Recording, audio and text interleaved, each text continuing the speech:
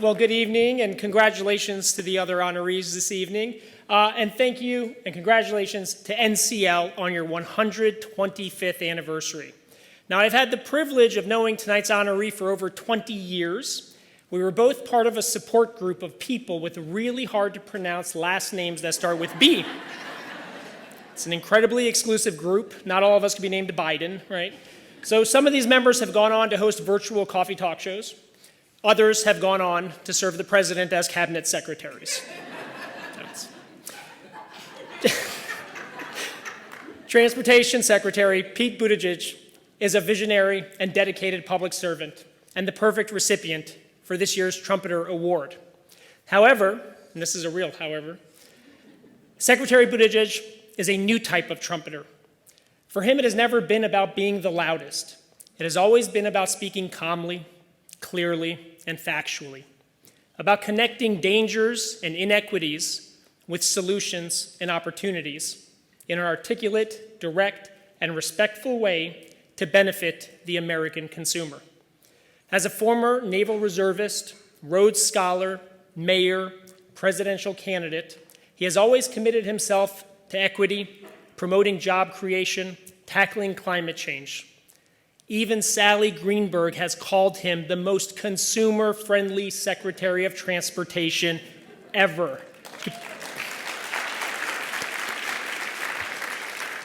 As Secretary of Transportation, he has transformed an important department in the federal government to one of consequence, touching all of our lives in countless ways and making us safer. From strengthening America's transportation infrastructure to ensuring public safety and holding industry accountable, he's an innovative and steadfast fighter for all Americans.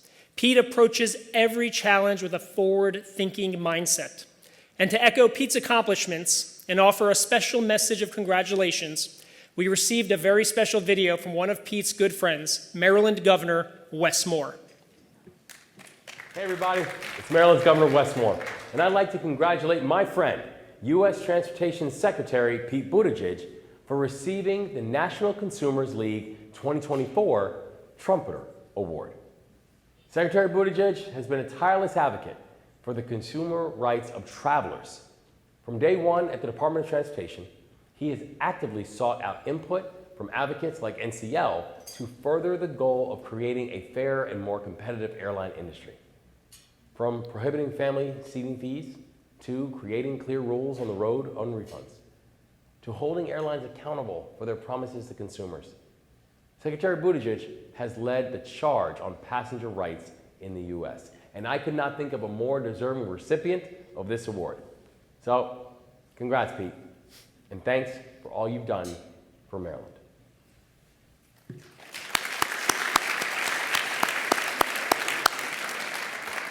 Pete joins a long list of distinguished trumpeter recipients, from Senator Ted Kennedy to Congressman John Lewis.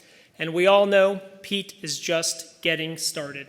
So please join me in honoring tonight's Trumpeter Award recipient, Secretary Pete Buttigieg.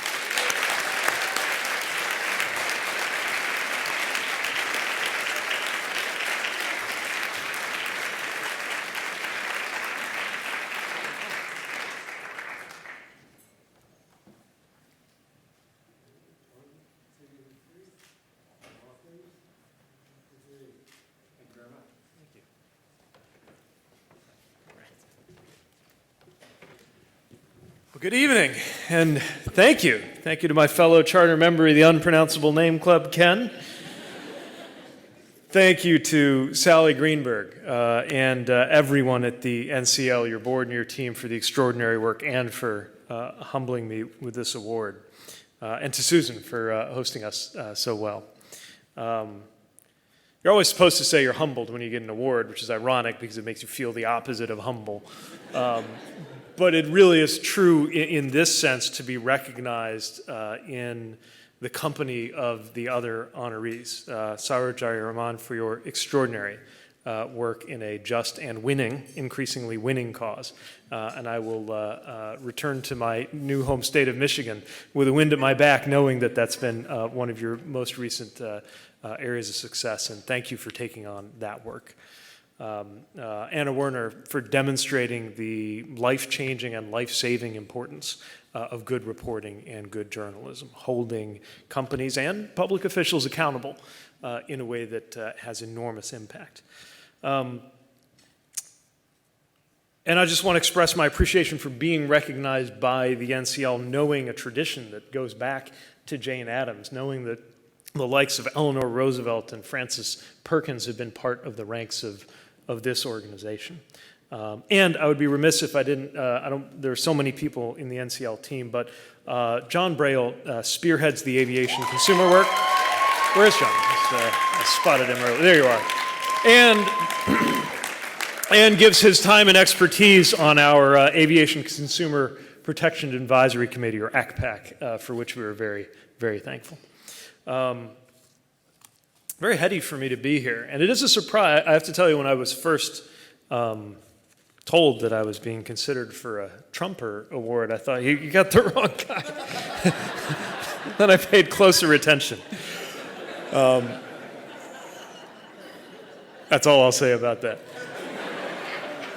It's also personally very heady to be at this podium, actually, because the first time I was in this room, seated at a table, I was part of this program where they pluck out 2 high school students from each state around the country and send you to Washington. It was 25 years ago, before I even knew Ken. We were given the chance to see senators and members of Congress. I think we even managed to see a cabinet secretary speak. And I remember being so intimidated by the flatware that was laid. I'd never seen that many forks and knives in one place. And a kindly there were military officers assigned to escort us, and one of them kind of saw my perplexity and leaned in and explained that you work your way from the outside in and then to the top. And so it's very strange for me to be at this podium here now. And I think also about what we were doing in that week as students being introduced to the ways of Washington, and a lot of what we were supposed to be doing as students was to understand how government works. But I found myself reflecting more and more on why we have government. What is the point of government? And I believe that the core function of government is to enhance the freedom of people. And there are several means by which good government does that. One of them is by constructing and deploying infrastructure and public resources that no one person or community could do alone. Another part of it is by the civil liberties and protections by which government constrains itself from making us less free. And then there is the fact that we, the people, have given our federal government certain authorities and tools to protect people from any entity, including any corporation, that would otherwise make them worse off and less free. And this view is the philosophical foundation for our work today at the U.S. Department of Transportation. And that effort, naturally, has led us to pay a lot of attention to airline travel. Let me say that at its best, airline travel represents an extraordinary civilizational achievement, the fact that we can be safely delivered anywhere in the world in a matter of hours. But at its worst, airline travel is maddening. It is one of the great vexations of modernity, all the ways that an airline can fail you, or worse, mistreat you. And I say this as a policymaker and as a passenger, having composed my notes for what I wanted to say tonight this morning in Road 23. And having spent part of yesterday morning on my husband's phone in an interaction with a chatbot that resembled a Monty Python routine. We've all been there. And I imagine anybody who's been an airline passenger thinks to themselves, you know, if I was in charge of transportation. And so I'm not ideological about this, but I will say for now nearly 4 years since we got here, my colleagues and I have set out to deliver the biggest expansion in airline passenger rights since the deregulated era began in the 1970s.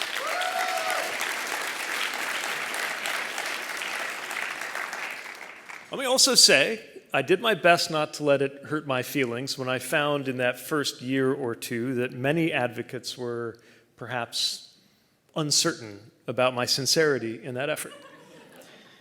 It's fair enough, because so many promises had been made in the past as passengers experienced more and more frustrations and indignities. And like so many promises made in this town, too many over the years had not been kept, which bred skepticism. Add to that the fact that much of the work that we set into motion in our first year took time to bear fruit. But standing here today, I believe that I can say, without fear of contradiction, that we've indeed delivered the most significant enhancements to empower airline passengers since the inception of the Department of Transportation in its current form.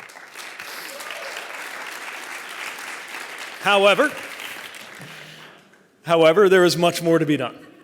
And so, most of all, I am here to give you my commitment that we are far from finished with that work.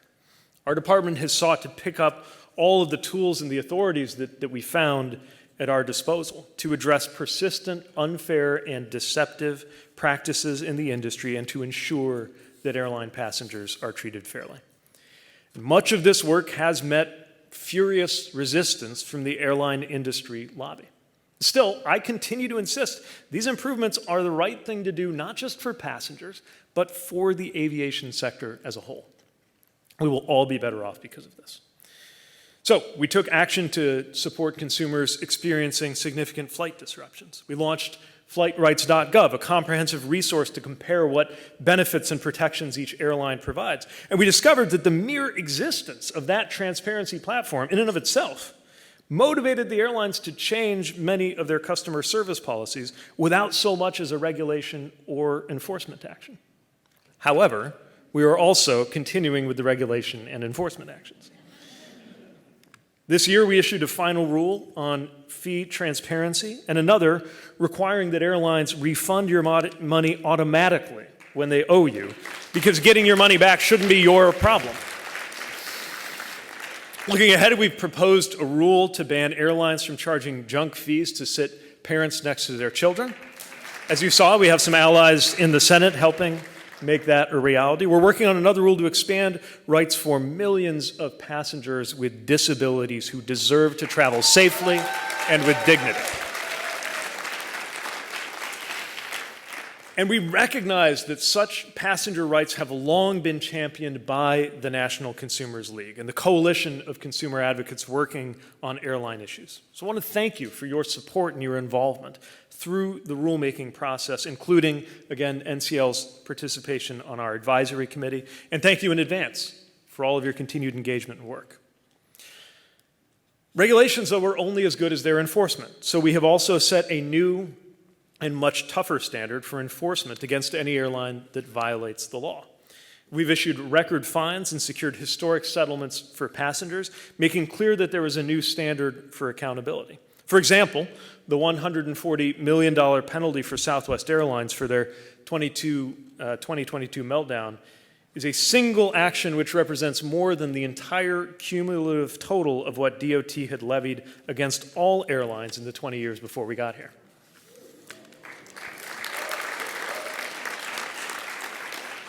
This year, we launched inquiries into the private practices of airlines that have a remarkable amount of our data, privacy practices, of airlines that have a remarkable amount of our data. And we're also looking into whether loyalty rewards programs are delivering the value promised to customers, because we're seeing just how important those points and miles are. Just about a month ago, for the first time in our department's history, we used our authority to secure consumer and community benefits as a precondition for allowing the merger between Alaska and Hawaii to advance. And just today, we have news on the civil rights front as we finalized an enforcement action against Lufthansa over the treatment of Jewish passengers, recognizing that discrimination is intolerable by any airline against any passenger. Now, to be clear, our support for consumers extends beyond the airline sector. We have backed the FTC's effort to ban junk fees that help protect truck drivers from predatory towing fees. We've launched an enforcement sweep called Operation Protect Your Move to protect families moving into a new home from scammers who charge exorbitant fees while effectively holding your possessions hostage. We are requiring better safety technology in cars, in heavy trucks, and in buses. And again, there is much more where this came from, because we believe that Safety is the fundamental reason why our department exists. And one thing that I know this group appreciates, but I just think bears repeating, is that in a country where we are up in arms, rightly, when there is an incident in commercial aviation where someone could have gotten hurt, we need to be just as up in arms about the crisis of roadway deaths playing out every day in this country. It's on a par with gun violence, 40,000 lives lost, which means that every 1% improvement in roadway safety saves 400 lives, enough to fill a jumbo jet. We've knocked about 3 or 4% off of the peak of roadway deaths. We've got a long way to go as a country, and I know that you will be at the forefront of helping make that happen. Just a reflection to close with that's been on my mind in a lot of different ways ever since it started happening. My husband and I have a son and a daughter, twins, a boy and a girl, 3 years old. And in an experience I'm sure anyone who is or has been a toddler parent will remember, our days now frequently include a 3 a.m. or so visit from our daughter, who will sometimes explain what it is that propelled her out of her bedroom and into ours. She doesn't explain it exactly the way I would. She doesn't have language like dreams or nightmares. But when a 2.5 or 3-year-old says to you, "The dinosaur get me," like, you put 2 and 2 together. And you put your arm around your daughter and you say, "I promise you, the dinosaur is not going to get you. You're safe. I'll do a perimeter check just to make sure, but no dinosaur is going to get you on my watch." And it feels good as a parent, as a dad, to be able to make a promise to your child that you were 100% sure is going to come true with zero effort on your part, right? But of course, the purpose of what we're seeking to do, and the purpose that has animated so much of the good work of the NCL and your allies and those who you recognize at functions like this, is that unlike the case of dinosaurs, if we need to protect our children from faulty products, from roadway deaths, from being cheated, that doesn't happen without doing the work. It takes a lot of work. It takes enormous work. It takes the right combination of patience and impatience to press the policy world to get things done, but patience to play the long game to make sure that it actually happens. That is how we keep the promises that are most important for us to make and keep to our children. And one of the most important tools we have to do that is the unglamorous realm of policy, which you are all so well attuned to. The last thing I'll just mention, while I'm very honored to be recognized this way, is that this work that we do, trying to make everyday life better, trying to use the tools, the pulleys and levers of our government to make everyday life better for everyone, is of course the work of countless public servants, just a handful of whom are here today. And I would ask anyone from the U.S. Department of Transportation who is here just to stand up for a moment, because I'm glad that you're here. Yep. You too.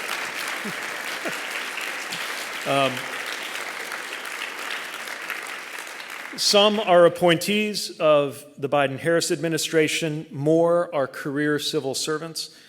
Just some of them are with us tonight. All of them deserve credit for the efforts they have mounted, the results that they have delivered, the lives that they have changed and in many cases saved.